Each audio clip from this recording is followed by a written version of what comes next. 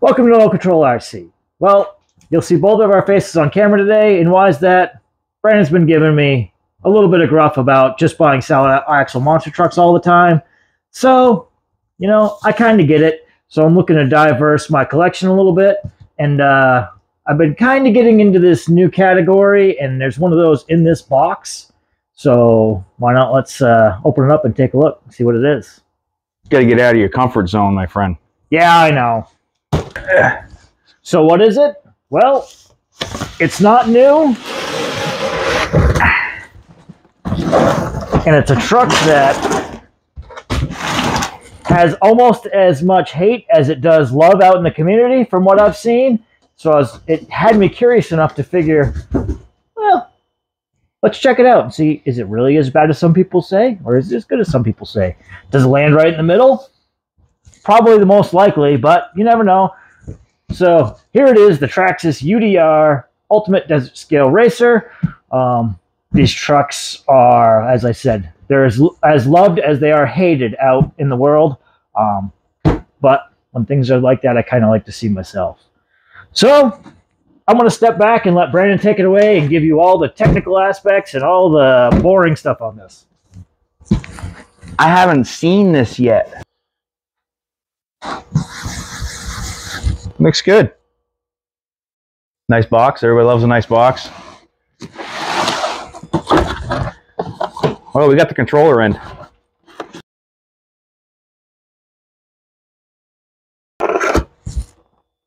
TQI.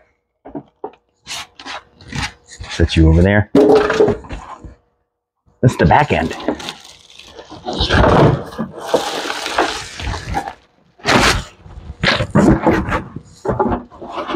That is a bright orange. Here's all your booklets and stuff. Oh, wow. Let's get this thing out of the bag here.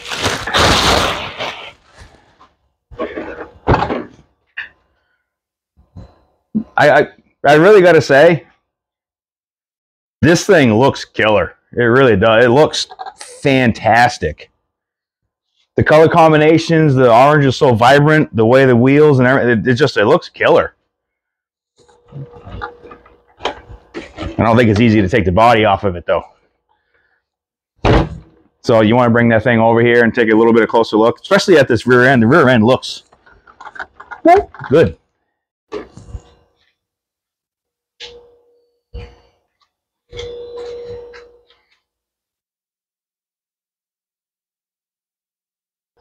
So there's a quick little look at aesthetically how this thing looks. And honestly, like I said, it's really killer looking. So I think we're actually going to take a second. We're going to yank some stuff off so we can actually see chassis-wise and everything how the internals of this thing looks. All right, so here she is. We took a second, took the body off. We got a handful of things ready to go for easy visual. But let's get right into the overall presence of this thing. So they did a killer job. Chassis-wise, having this look like an actual desert truck. It looks pretty scale. It's got all the right stuff. Looks super killer. Now, does it make it a little harder to work on? Yes, it does make it a little harder to work on, but they have done very many things to try to make it still as easy as possible to work on.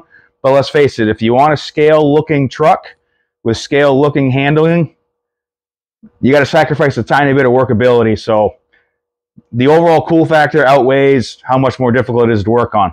So now let's kind of bring this in. We'll look at some cool stuff. We'll start right in the tail. So you can see right down here, the part we're going to worry about right there is the VLX 6S speed control. Good functioning speed control. You know, we know that's going to handle everything we got to do. So we'll stay right in here. Fake little radiator. They've done a decent, cool job at putting lights all over this thing. We haven't turned them on yet, but I'm pretty sure they're pretty bright.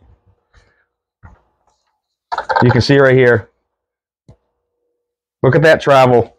So you can see the sway bars right there. This is the sway bar, and they've done a good job at really giving that a lot of throw. So it really has full range to try to do the best it can. Now looking right at the back, you can see got nice limiting straps, which will help your shocks. It is a locked spool rear end, so she's locked, she's ready to go. She's going to get all the traction you can get. Here's your drive shaft. which little cool factor right here. If you come up here, you actually get a replacement. And this, from what we've been told and researched, is a functioning replacement. So if you did break that thing out in the field, you can actually replace it. Now let's touch on these shocks right here. So the shocks on the rear are actually two different lengths. One's an actual sprung shock, and I believe this one is technically more of a dampener.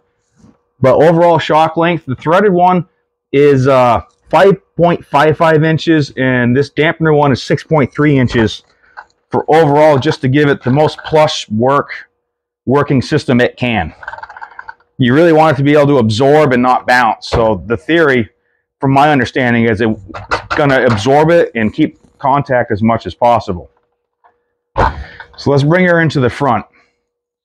We haven't touched upon them yet, but let's take a second and look at these wheels and tires. Now they feel a little slippery right now, but I'm pretty sure that's because it has like a silicone whatever type mold release on it. They look really shiny, but I think once you get some running on these, they're going to tack up pretty decent. If not, I know how we can do it. They are licensed BF Goodrich tires, and they are glued. They are not beadlocked, but they do a nice job making them look like they are. Now the same as the rear, two different shocks. You got a threaded shock and a dampener shock. Now both the front ones are the same length. The front ones come in at 5.28 inches. So, and again, has a sway bar up front.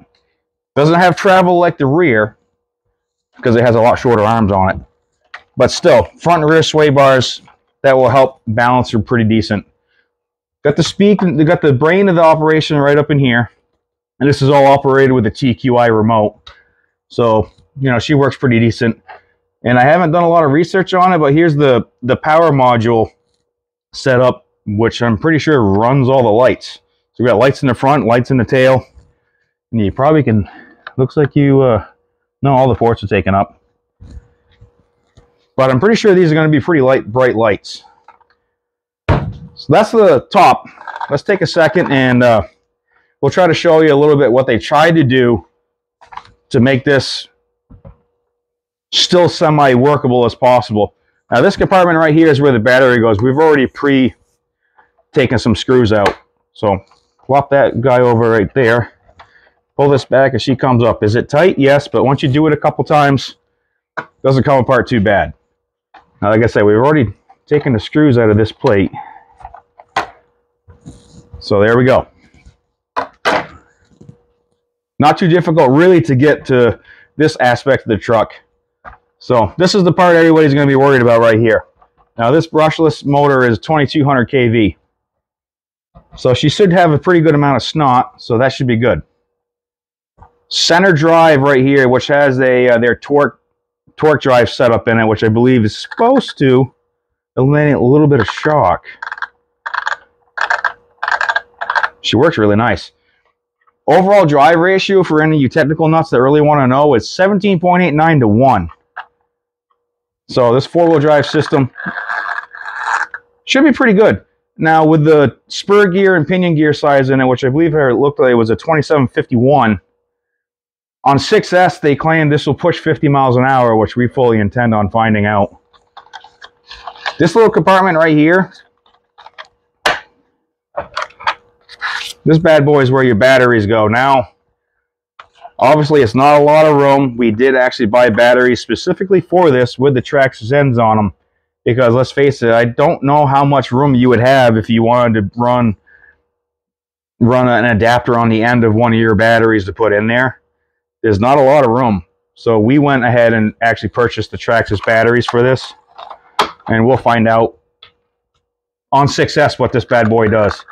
Now, I know I didn't say it before, but just in case you guys didn't know, this is a four-wheel drive truck. So let's touch upon the front end area. So we already mentioned the rear end was locked. The front diff, which is right here, is a sealed 4-gear open differential. Now, so you got a locked rear end, which help give you a lot of good forward bite. The front open differential will help you turn. So there's a little bit of the technical specs, and I don't know how much more I can really ramble on about this. There's a steering servo, which is the 2 bell crank setup. Right in here, you got bell crank right there, bell crank right there. And I didn't actually get torque specs on it, but it is the 2057R Metal Gear servo that they did put into it. Well, that's what the underneath looks like. I'll flip her back over. Look how nice that landed. Well, now that we've hit all the technical information on this, we have charged batteries in it. So let's go out and see what this thing can do. Oh, I'm going to drive this. Yeah, I would. You'll end up breaking it. That's entirely true.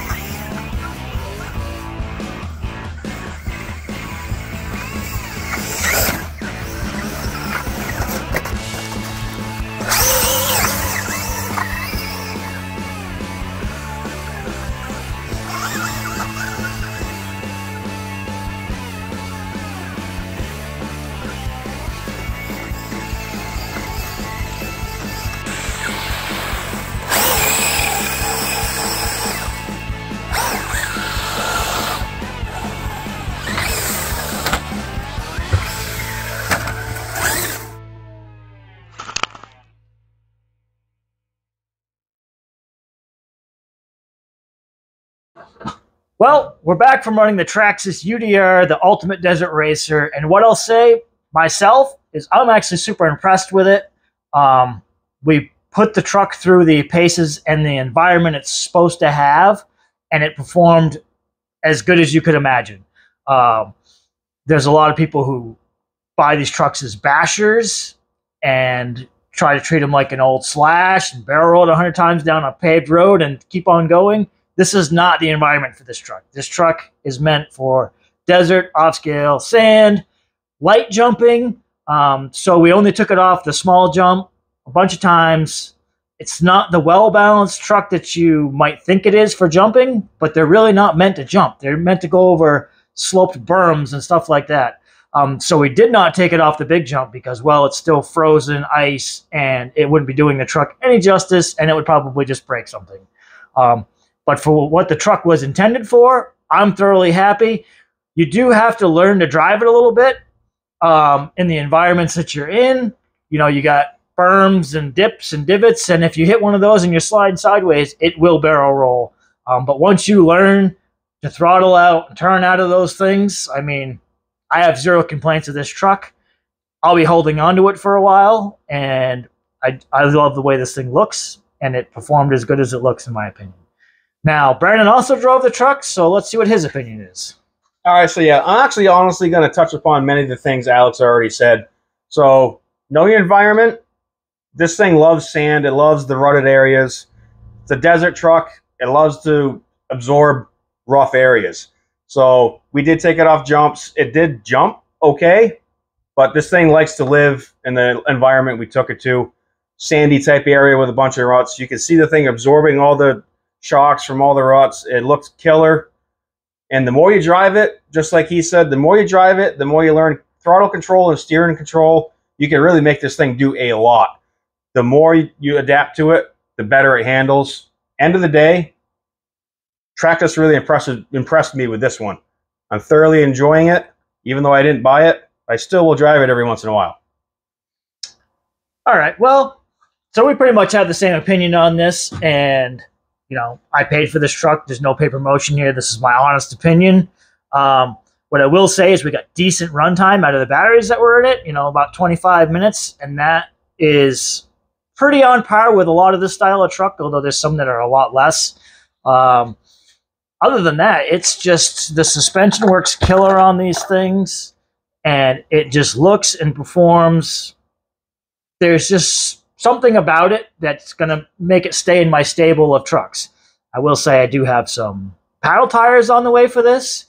And with that, I know I have to upgrade some things. But for you people out there who love and or hate these trucks and have suggestions on what I should upgrade if I'm going to keep it, put them down below.